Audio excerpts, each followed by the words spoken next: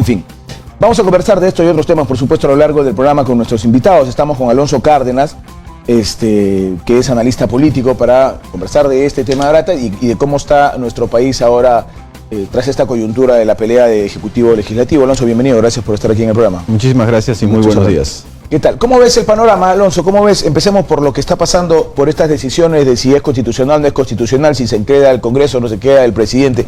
Mano, nos están volviendo locos a todos, ¿no? Bueno, en realidad yo creo que ya las aguas se están volviendo un poco a su nivel. El debate constitucional, si bien hay posiciones a favor y posiciones en contra de la decisión del presidente Vizcarra de disolver el Congreso, pues yo creo que esto ya, como muy bien lo has señalado tú, va a seguir adelante. Pero la gran pregunta que se están haciendo algunas personas y también en el extranjero, que eso es un elemento también a considerar, si esto ha sido un golpe de Estado o no. Porque, digamos, las primeras reacciones de los medios internacionales fueron que efectivamente se había dado un golpe, que había dos presidentes, ¿no? También que, dado nuestros antecedentes, esto podía ser así. Y yo, la verdad, desde el punto de vista no tanto jurídico, sino de la ciencia política, podemos elaborar, digamos, un primer análisis sobre si efectivamente en el Perú ha habido o no un golpe de Estado, ¿no? Y para eso la ciencia política nos brinda algunas herramientas y algunas categorías de análisis que nos pueden, digamos, orientar en este sentido. Si nosotros hacemos un comparativo con, por ejemplo, lo que ha sucedido en muchos países latinoamericanos y lo que ha sucedido en otras latitudes, por ejemplo, como el África, por ejemplo, y con nuestra propia experiencia peruana, lo que sucedió hace unos días, el lunes, desde el punto de vista de la ciencia política no podría ser considerado un golpe de Estado. Es un proceso, digamos, de turbulencia política donde un poder, utilizando las herramientas judiciales y jurídicas que tiene, decide dar el paso, ¿no? Pero, ¿cuál es, digamos, lo que marca que si hay un golpe de Estado o no? ¿No? Desde esta disciplina de la ciencia política que estudia el Estado y estudia las relaciones de poder. Lo que marca la diferencia en este sentido es que, por lo menos actualmente a la fecha, no se vislumbra la intención o la idea o la ruta hacia la consolidación de un régimen autoritario. ¿No? O de perpetuarse en el cargo por parte del presidente, ¿no? Si nosotros vemos los ejemplos latinoamericanos, Pinochet, el mismo Fidel Castro, Chávez, digamos Somoza, Galtieri, Videla, ¿no? En fin, Ríos Montt, ¿no? En Guatemala, todos ellos tomaron el poder de una manera que buscaban efectivamente consolidar un proyecto político autoritario, ¿no? El mismo Fujimori. Y eso no se ve acá en el Perú, ¿no? Y no se ve acá en el Perú por algunos factores que también, algunas categorías de análisis que yo he podido identificar en un análisis comparado, por ejemplo, con lo que sucedió en 1992, ¿no? Por ejemplo, yo he identificado 7 categorías, pero podemos ampliar el abanico. Por ejemplo, en el año 92... ¿hubo presos políticos? O sea, personas que estaban detenidas por sus ideas políticas. Sí. Por supuesto que sí. Hubo. Estaba Felipe Osterling, ¿no? Que era el decano del Colegio de Abogados, que hay un video muy famoso. Sí. Estaba el empresario Samuel Dyer, ¿no? Estaba el mismo Gustavo Gorriti, fue detenido. Claro. En este caso, ¿ha habido algún detenido por sus ideas políticas? No, ninguno. Hasta ahora ninguno. Por ejemplo, ahora que yo he venido a Exitosa, que es un conglomerado importante de medios, yo no he visto un solo tanque en la puerta, no he visto soldados. De hecho, usted podría despotricar lo que le dé la gana contra el presidente de la República y contra su gabinete, el ministro Ceballos, etcétera, y nadie lo va a censurar. En el año 92, si nosotros vemos la comparación, por ejemplo, el decano de la prensa nacional estaba intervenido. Todos los medios, a todos los medios llegaron tanques, se metieron militares. Entonces ahí nosotros podemos ver una segunda comparación. Una tercera comparación es que hubo un control tanto del Poder Judicial como del Ministerio Público. Sí. ¿No? O sea, digamos, una definición básica de la democracia es la división de poderes. Lo llamaron reorganización. Claro. Se apoderaron de los medios es una, digamos, una manera de manejarlo de una manera un poco superficial, pero hubo una intervención de poderes autónomos, ¿no? Como el Ministerio Público y el Poder Judicial. El presidente Vizcarra en este contexto ha mantenido prácticamente a todos los magistrados y los jueces y los fiscales de estos dos poderes, ¿no? Otro elemento que usted también lo mencionó en su introducción es el control de los organismos electorales. Con todo lo que nos guste la OMPE y el Jurado Nacional de Elecciones, siguen su ruta. Sí. Por autoridades que no han sido electas por esta administración. Eso no sucedió en el año 92. Otro elemento muy importante, y que no creo que no sea digamos, hecho mucho énfasis, es el tema internacional, la dinámica internacional. Yo no he escuchado al momento ni a López Obrador de México, ni a Mauricio Macri, ni a Evo Morales, ni al presidente Macron de Francia, ¿no? Ni a nadie, ni el mismo Donald Trump, condenar un golpe de Estado en el Perú. Sí, y ni desconocer a Vizcarra. Es más, ha habido una manifestación de la Organización de Estados Americanos diciendo, bueno, que eso lo resuelva los organismos competentes, dígase, como usted muy bien señaló, el Tribunal Constitucional, ¿no? Entonces, en el contexto del año 92 es importante recordar, el Perú estaba económica y políticamente quebrado. Sí, claro. Y nosotros necesitábamos con urgencia los recursos tanto del Banco Mundial como del Fondo Monetario Internacional. Y una de las exigencias que ellos plantearon en ese contexto era que efectivamente el gobierno de Fujimori, post 5 de abril, convocara elecciones, ¿no? Porque ellos bajo ningún punto de vista iban a financiar un gobierno que se podía llamar autoritario o dictatorial. Y entra lo que se llamó el CCD. Exacto.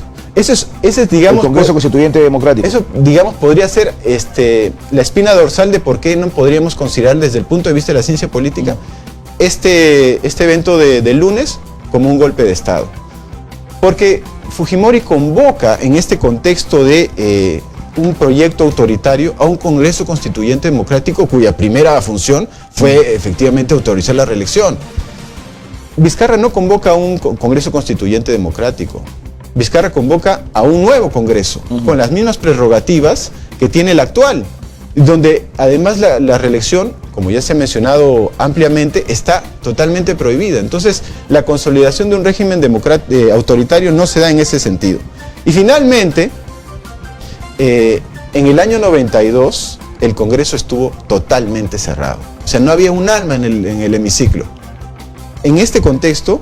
No había un alma porque el ejército había tomado los alrededores y no dejaba pasar a nadie. Exacto, o sea, nadie estaba ahí, nadie. En cambio ahora, digamos, la comisión permanente, siguiendo lo que establece la ley, está sesionando, les guste o no les guste, ¿no? Y están ahí. Y, bueno, digamos, si bien no está el Congreso como tal, existe una institución que está representando con 27 congresistas a lo que fue el Poder Legislativo, ¿no? ¿Qué es lo que le dice la Constitución? Que es que se queda la Comisión Permanente. Permítame un instante nada más, porque hay una información que ha salido en las redes sociales, hasta en IDL, dicho sea de paso.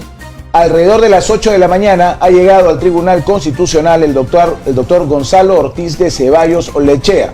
Que está haciendo el señor Ortiz de Ceballos es un despropósito total, ¿no? Es una locura. La elección ha sido impugnada por la congresista Foronda, como usted muy bien señaló, porque, digamos, su voto apareció de la nada y la congresista Vilcatoma no estaba presente al momento de la elección.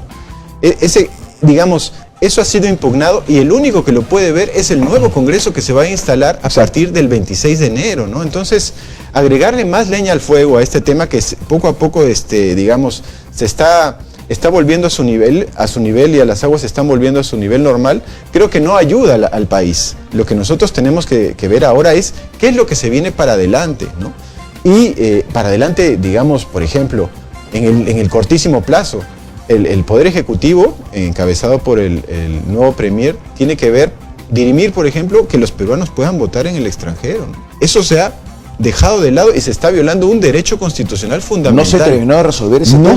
No se terminó de resolver. Y porque iba a haber una modificación por la propia Comisión de Constitución. Pero quedó en nada. Ahorita, el día de hoy, los peruanos en el extranjero no pueden votar. No, o sea, digamos, no se sabe a dónde va a ir su voto, ¿no es cierto? Va a caer en un espacio vacío, en una nebulosa, porque para presidencia puedes votar, pero cuando vayas a votar por el Congreso, ¿por quién va a ir tu voto? No se sabe. No se sabe, o sea, ese es un tema que se tiene que dirimir en el cortísimo plazo, porque estamos hablando de 3 millones de peruanos que viven en el extranjero, de los cuales 900.000 están inscritos en nuestros consulados para poder votar.